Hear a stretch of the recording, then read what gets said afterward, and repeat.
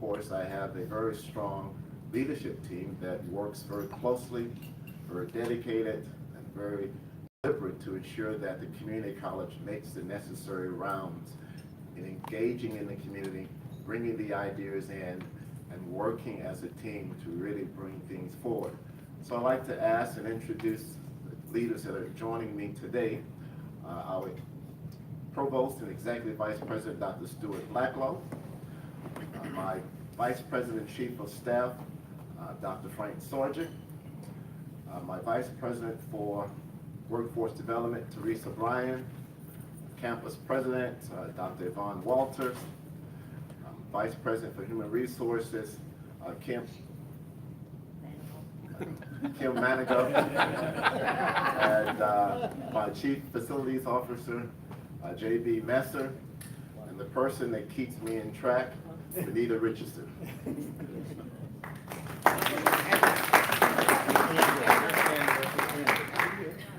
I'm so sorry. My assistant to the President for Diversity and Inclusion, Andrew Huey.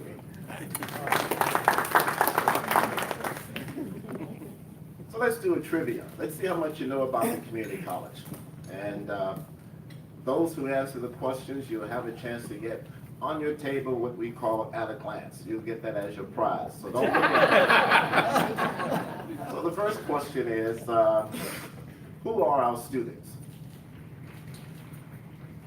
A, 55% women, 45% men.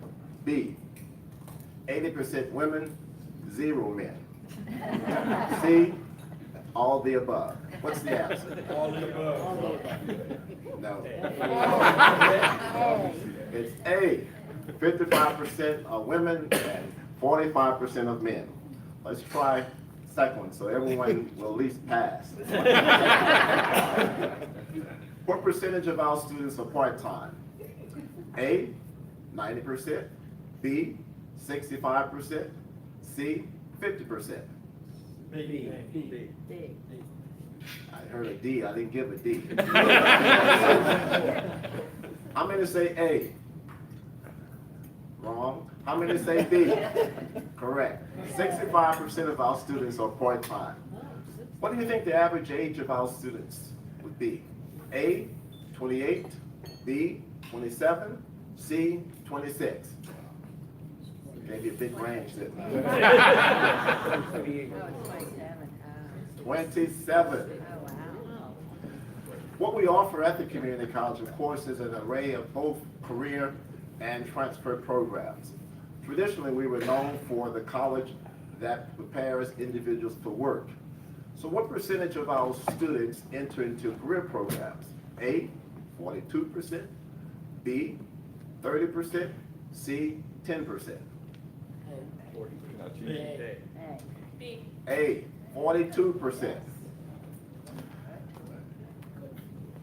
What percentage of our students are ethnic minority across all 4 of our campuses and centers? A, 10%, B, 15%, C, 29%, D, 50%. They're looking at the cheat sheet now. C,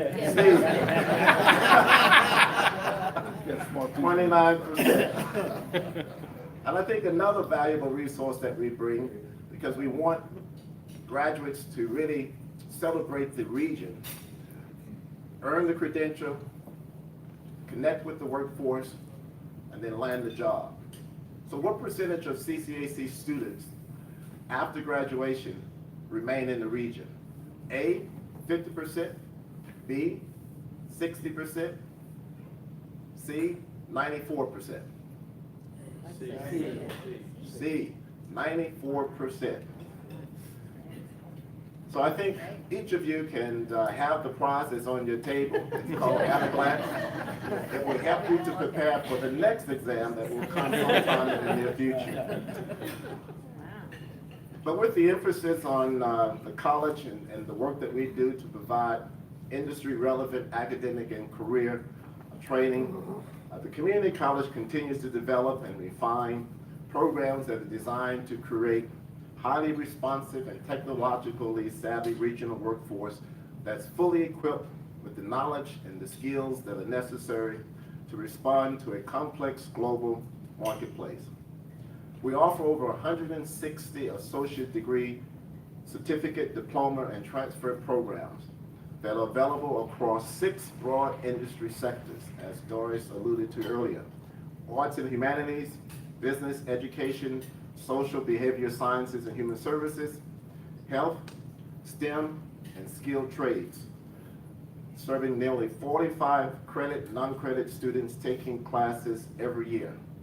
The college is well placed to make a significant impact on the region's economic prosperity. We talk about the trades. Very few people know the impact that the community college is making with the trades. We have over 1,700 students that are engaged in one of the 7 trades and apprenticeship programs that are earning up to 45 credits, and many continue on to take the additional credits to earn their associate's degree. Was that a fact that you knew? Pittsburgh is also becoming a national model for the renewal of the community college's wide array of new workforce programs, because we are committed and remain obligated to be an effective educational and training system that would serve not only the region, but provide the opportunities for many of our urban core initiatives to be able to get out and connect with our employers. Through a series of interviews with both employers and providers, the Community College's 21st Century Workforce Initiative has identified numerous examples of interagency collaborations and innovations that highlights the effectiveness of the county systems of providers and support organizations. Overall, each of these initiatives would increase the synergy of the region's workforce development system, improving our ability as a community to respond to the current needs of the county's employers. However, in order to avoid a shortage of workers in the region's workforce development system, it is evident that the community college must find a more effective way to prepare and transition high school graduates into programs that facilitate entry into the workforce and ensure that students have access to not only an entry job, but to high quality training, as well as full complement of support services that will ensure their success in each one of our rigorous programs of study. We owe to our community our very best of efforts to change the fortunes of those in economic distress in the ways that only exceptional education and training can occur. Training initiatives work best when they are not only aligned with the local workforce trends, but provide opportunities for hands-on training with cutting-edge technology. The college seeks to institute tools and training that they need to lift our region's economy and the quality of its citizens. We are informed by the labor market data and inspired by the desire of having a technologically powered 21st century facility. The Workforce Center that is in progress is being designed to specifically facilitate focused training for specific high priority occupations. The college is now transforming and expanding its workforce initiative into a more accessible, interactive, market-driven enterprise that works hand in hand with the region's employers and economic development officials. To help accelerate the development of the existing workers as well as the rising workforce, the community college is building programs that directly, in concert with partner business and industries, to forecast what hard and soft skills will be needed by the employee. As the blueprint is developed, the college will build new programs and retool existing programs to meet those needs. This collaboration will not only align with the curriculum, it is a partnership designed to find and recruit talented students and create hands-on opportunities to work in and alongside talented, experienced professionals in the field. The initiative will broaden the understanding of students about the skills, the attitudes, and commitment that is needed to be a part of the 21st century workforce. It is also our position that most talented students compete for and secure well-paying jobs in high-demand occupational areas. In other instances, the community college ability to quickly respond to industry trends and emerging technologies has enabled the college to be the first to offer a program in a growing field. Just last year, the college began offering a data analytics technology associate's degree program, the first college in the state to do so. Another new CCAC program, the Anesthesia Technologist Associate Degree Program, is one of only 8 in the country that provides training in the high-demand occupation. This past April, the college launched its first new commercial driver license training program and is in the progress of being expanded to assume additional certification.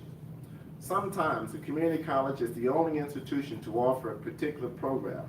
For example, CCAC offers the only paramedic associate degree program in Western Pennsylvania and the only court reporting associate degree program in the state. It's not difficult to imagine how critical the community college is to the development of future workers in these professions. And when the demand for a particular program is at its peak, the college will often come up with ways to increase access to training, either by adding training locations or by adding additional classes, often at non-traditional hours. So what is an example of how we've responded to that need? Our popular HVAC training program, when we once started, was Monday through Friday, with Monday to Saturday, went to midnight, now it's Sunday. So it's Monday through Sunday and midnight. So if you need to be trained as an HVAC technician, there's no excuse. In addition, we offer our classes in the Energy Innovation Center because it was also to provide access to a target population to be able to get into a field of study that will assist them in achieving this goal. Another way that the college is helping to increase access to articulation agreements. Our agreements extend, and I see my colleague, Chris Howard, to Robert Morris University, along with additional over 40 colleges and universities across the region. It is important for us to be able to prepare our students for that seamless transferability into any program that they choose to begin their studies at the community college.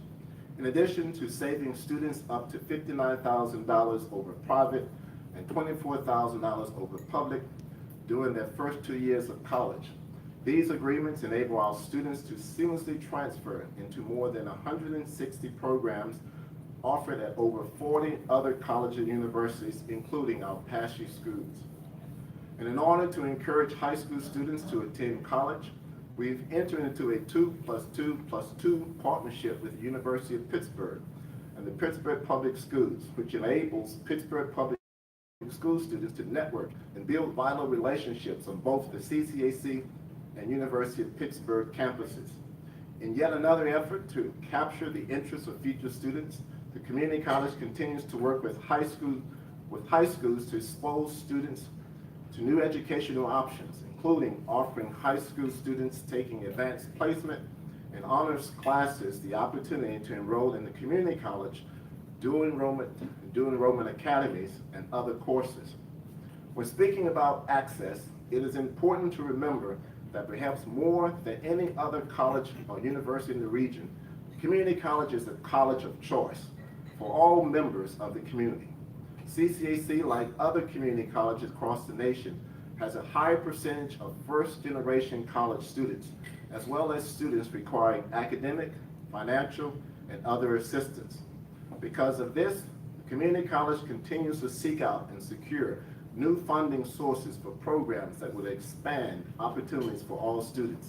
Some of these programs include the college's in-school and out-of-school youth programs, which were funded by the Partners for Work Workforce Investment Board to provide college high school opportunities and GED classes, as well as the newly established Micro-Credentials program, which trains out-of-school youth, adults with low basic skills, and individuals who are underemployed and unemployed for high priority occupations. Another very valuable program currently underway is the Health Professions Opportunity Pathway to Success in Healthcare program known as HPAW, which provides education and training in nursing, emergency medicine, and medical records health information technology for low-income and underserved individuals. One of the college's main recruitment goals is to increase enrollment of our temporary assistance of needy families, recipients in the region. Programs like the 3 I just cited are excellent examples of the power that the public and private funding has in helping to provide truly transformative education, especially when it helps to lift individuals out of poverty. Because of our students come from such a wide range of the region and very diverse backgrounds, with an equally diverse range of interests and abilities, the community college offers a full complement of programs and wraparound services that are designed to ensure students succeed. For academically gifted students, CCAC offers honors program degrees and courses, as well as the opportunity to immerse themselves in learning experiences outside the classroom. For students who may require academic assistance, the community college offers a host of learning supports, including access to student success coaches, individual mentoring opportunities in math cafes, and learning commons where the students can seek help with math, writing, and reading. Studies have also shown that these types of support foster student success, with students receiving higher test scores and grades, particularly those students who visit these facilities 3 or more times a week. In addition to general assistance, students offer services aimed at helping specific student populations. With one of the state's largest number of enrolled veterans, our military and veteran services centers provide help with VA educational benefits, as well as information on other services of interest to veterans and their families.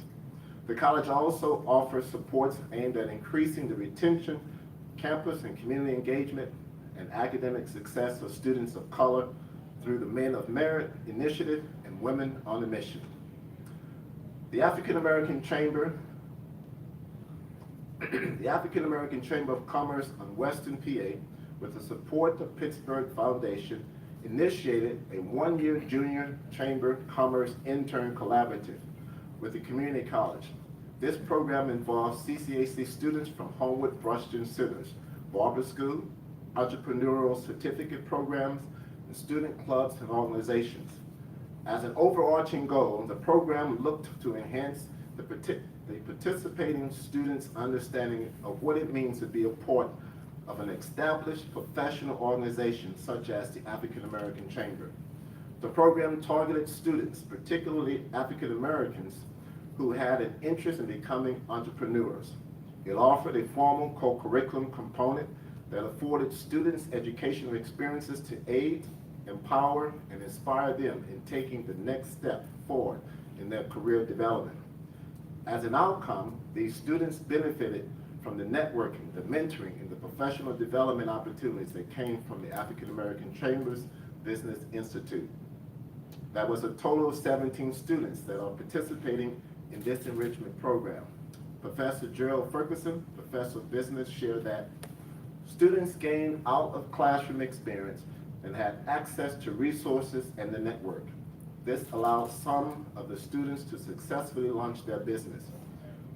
LaShisha Holliday, a current Homewood Brushton student, added that the workshops were so helpful, specifically the credit repair session. It allowed me to repair my credit personally, but more so for my business. Dr. Vladimir St. Seren, Assistant Dean of the Homewood Brushton Center, also states that having the program at Homewood Brushton Center brought like-minded students together. They were already coming to the center for their classes, but the chamber provided a vehicle for collaboration. So you can see the value that this new initiative has brought to so many students from an area within our community that we feel we must make a difference and provide an opportunity for them to transform themselves and the community as a whole. Another group of students that critically need assistance, but who have often been overlooked in the past, are those who have been incarcerated, because these individuals need our support to re-enter into society. The community college is reaching out with the aim of presenting the college as a welcoming and open environment. As a founding member of the Allegheny County Anchored Reentry Consortium, otherwise known as ACAR, the college works with like-minded agencies and organizations such as Goodwill, Partners for Work, the Allegheny County Jail Collaborative, and the Renewal Center to help these individuals identify programs that will fit their interests and skill sets, and most importantly, that will enable them to find gainful employment. In addition to identifying employer-friendly career programs. We also help these individuals with career counseling and job placement opportunities, as well as help them in determining which financial aid programs may be open to them. Many re-entrants choose to enroll in our culinary arts, business, CIT, and skilled trade programs. One of the college's most well-received services to date, however, has been the Campus Cupboard Food Pantry at South Campus and pop-up food pantries at each one of our college campuses, North, Allegheny, and Boyce. During the 2016 year, the South Campus Pantry launched its first initiative, serving over 106 individuals, doing nearly 250 visits. This number continues to grow each year. This service has been a vital service to the students that are struggling to support themselves and members of their families. With the food insecurity in southwestern Pennsylvania, an ongoing concern where 93% of our student food pantry users surveyed said that the food pantry has improved their ability to focus on classes, activities, and academics. And 3 out of every 5 reported that their grades have risen. So as you can imagine, as college president, I can tell you that there is nothing more satisfying or humbling than knowing that you have helped and empowered someone to reach their educational and career potential. And this is only possible when, as a society, we make access to education a top priority. Because if there's anything we have learned through the years, it is that education is the key to opening so many doors in life and work. And just knowing that and looking out in the audience and seeing each one of you, it gives me hope. Hope that we will continue to make a difference. Hope that we will work collaboratively as a team to transform the lives in the region. And hope that we will all want to succeed. Thank you very much.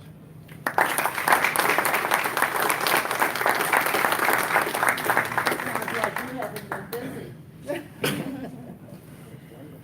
Any questions? Mary? So this is a question about your, the prison population program. There's the skills training aspect, but there's also the record that they bring onto it. Do you work with any organizations on purging their criminal records where they can be done? Specifically, the one program I'm thinking of is the one in Duquesne. We do make that service available to individuals that do need to have their record reviewed and expunged. It's a collaborative effort. They're made aware of it. There have been scheduled sessions for the group to come and talk to individuals, and then they follow up with them apart. You mentioned the Dual Enrollment Academy. Can you expound a little bit on that? One of the areas that we have really been focusing on is how do we connect with high school students early on to begin to help them understand why they should be taking certain courses, and also what's your next step beyond high school as it relates to career or for transfer on to a four-year college of choice. What we have prepared is a cluster of college courses that are compiled, what we define as an academy. Health information, health. You'll take courses in the areas of general biology, medical terminology, English composition, another top course that would align with completing that next step following high school. We offer it in ones that I remember, help me doctor, if I don't say them right, information technology, healthcare, HVAC, business, criminal justice, EMT, paramedic. And at Westinghouse, it's the criminal justice focus. At Alderdice, it's HVAC and transfer science. At Perry, it has a business cluster So that gives a flavor. The good thing is, specific to Pittsburgh Public Schools, with the assistance of Pittsburgh Promise Dollars, students are able to take the dual enrollment courses, both career and transfer, and it's paid by Promise Dollars. For other districts, we work with them to either secure a grant, or we use tax credits that we distribute across the districts to help supplement or cover the cost of tuition. We have been very creative in how we package it to make it affordable. It's offered at the high school, and we're able to credential one of the high school teachers. We're able to reduce it 1/3 to 1/3.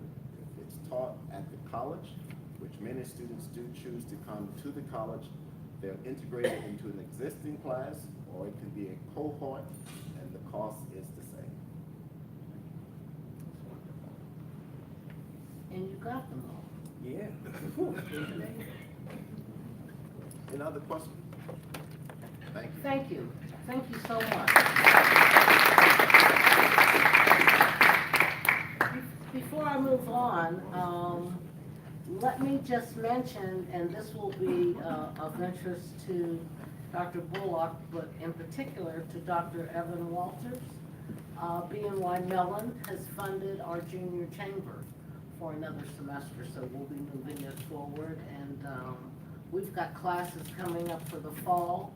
The Savvy Group, which they're part of our membership, but they've done workshops for us, will be out at the school to work with the students. So it goes very well. Each of you that are members should have received one of these in the mail. If you haven't, please let Sean or I know about it. October 9th is our 20th anniversary. We can't believe it, but we're celebrating 20 years of service.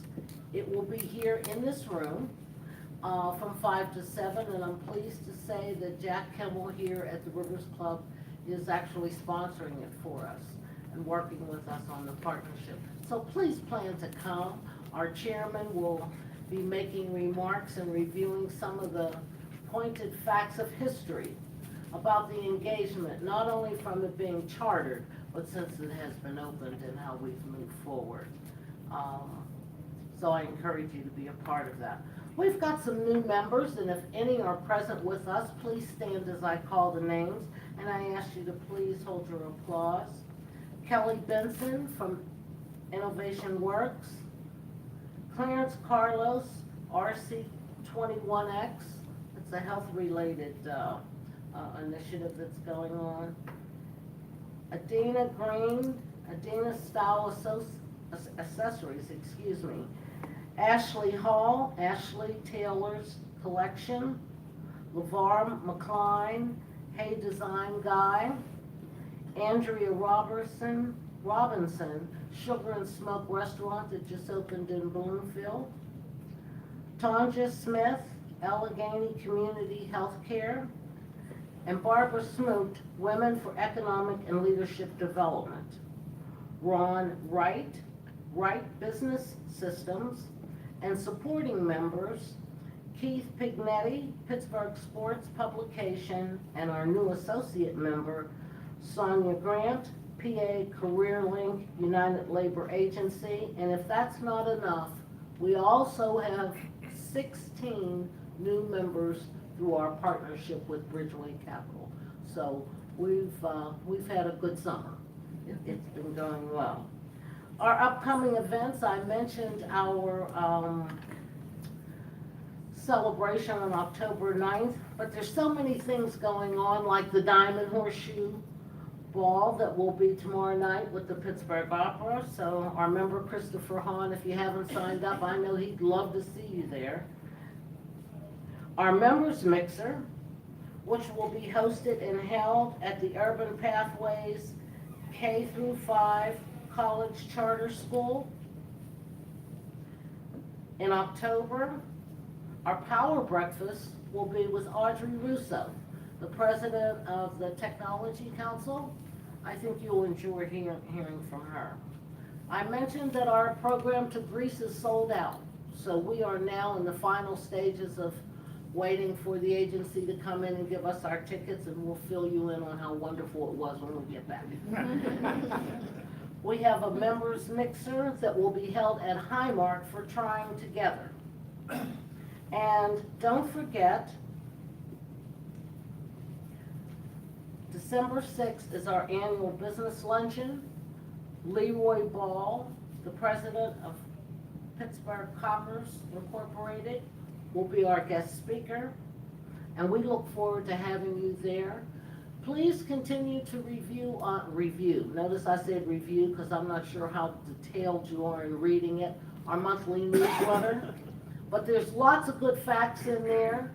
I appreciate all of you for being here this morning. Enjoy these last few days of summer before fall actually begins.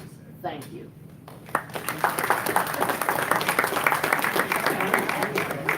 Okay. You're welcome.